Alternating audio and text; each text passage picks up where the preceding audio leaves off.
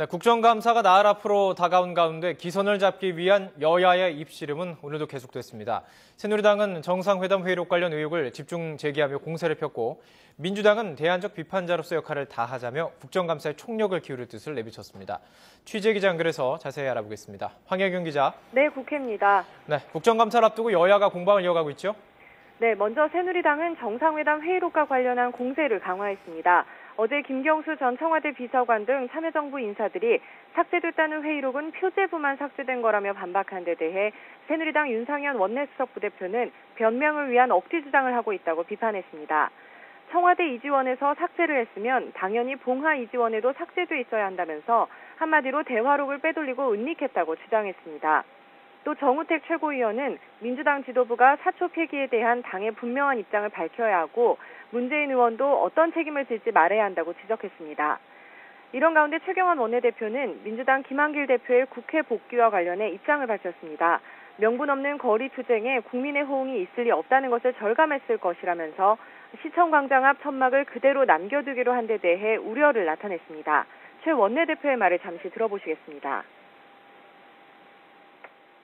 노숙 투쟁은 적겠다며 시청광장 앞 천막은 그대로 두고 시민단체들에게 투쟁의 바통을 넘겨주겠다는 것은 당당해 보이지 않습니다.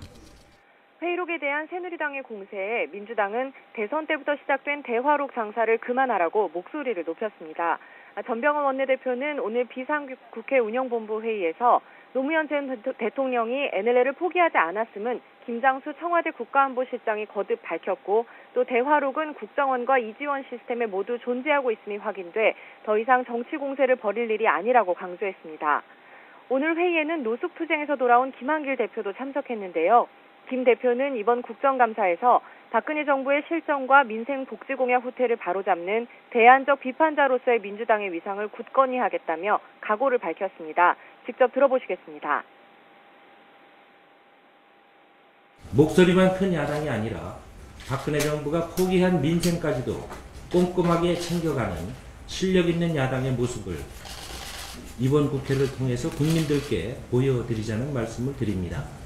김한길 대표가 원내로 들어섬에 따라 국회는 전면적인 국정감사 국면에 돌입하게 됐습니다. 오늘 국회는 본회의를 열어 정무위와 교문위 등 6개 상임위에서 요청한 국정감사 대상 기관을 승인하는 등 나흘 앞으로 다가온 국정감사에 본격 착수합니다.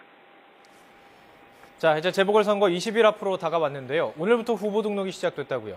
네, 오늘 오전 9시부터 내일 오후 6시까지 이틀 동안 후보 등록이 진행됩니다. 현재 대진표는 거의 확정됐는데 경기 화성 갑에는 새누리당 서청원 후보와 민주당 오일용 후보, 통합진보당 홍성규 후보가 경쟁할 것으로 보입니다.